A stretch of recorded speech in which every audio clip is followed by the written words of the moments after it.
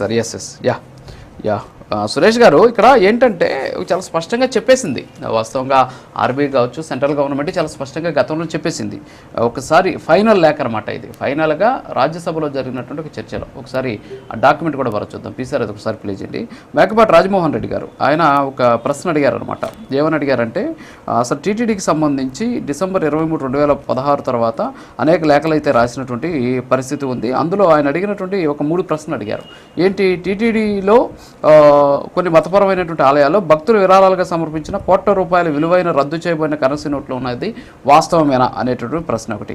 ఒకవేళ అదే వాస్తవమే అయితే ప్రభుత్వం ఆ పాత నోట్లను వెనక్కి తీసుకుని వాటి స్థానంలో కొత్త నోట్లను ఇవ్వాలని ప్రతిపాదిస్తోందా అనే రెండో ప్రశ్న. మూడో ప్రశ్న, ఒకవేళ ప్రతిపాదిస్తే దాని వివరాలు ఏంటి, ప్రతిపాదించకపోతే దానికి గల కారణాలు ఏంటి అని చెప్పేసి చాలా స్పష్టంగా ఆయన రాజ్యసభలో అడిగితే, ప్రస్తుతం రాధాకృష్ణన్ గారు ఆయన ఇప్పుడు మనకు అప్పుడు ఆయన ఆర్థిక శాఖ సహాయ మంత్రిగా ఉన్నారు. వారు ఇచ్చినటువంటి ఆన్సర్ ఏంటి అంటే, ఎస్, టీటీడీకి సంబంధించి డిసెంబర్ 23, 2016 తర్వాత అనేక తేదీల్లో వాళ్ళు లేఖలు రాశారు.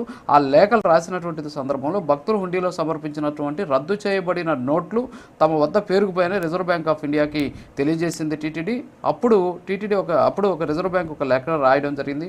ఆ నిర్దిష్ట బ్యాంక్ నోట్లు అంటే ఆర్డినెన్స్ 2016ను పరిగణలోకి తీసుకొని ఆ పాత నోట్లను మార్చుకోవడానికి లేదా డిపాజిట్ చేయడానికి ఇకపై ఎటువంటి అవకాశం కల్పించబడదని ఆలయ అధికారులకు ఆర్బీఐ ద్వారా సలహా ఇవ్వబడింది. భారత ప్రభుత్వం కూడా మార్చి 14, 2017 ఈ విషయాల్లో ఇకపై ఎలాంటి సడలింపు ఇవ్వడానికి వీలు లేదని ఆర్బీఐ కూడా తెలియజేసేసింది. అంటే ఇది ఇంతటితో ఎండ్ అయిపోయినటువంటి కథ సుఖాంతం అయిపోయినటువంటి కథ ఇది. మరి ఇప్పుడు మళ్ళీ దీన్ని ఓపెన్ చేయాలి అనేటటువంటి వాదన వ్యక్తమవుతున్నటువంటి సందర్భంలో కొన్ని ప్రత్యేకమైనటువంటి నిబంధనలు కూడా తీసుకునేటటువంటి అవకాశాలు ఉన్నాయి. అయితే అక్కడ ఉన్నటువంటి అమౌంట్ 400 కోట్లు అనేది ఒకటి, తర్వాత వచ్చేసి దీనివల్ల ఉన్నటువంటి కాంప్లికేషన్స్ ఎక్కువగా ఉన్నాయనేటువంటి వాదన. సో వీటన్నిటిని కూడా పరిగణలోకి తీసుకుని మీరు ఇచ్చేటువంటి సూచన ఏంటి?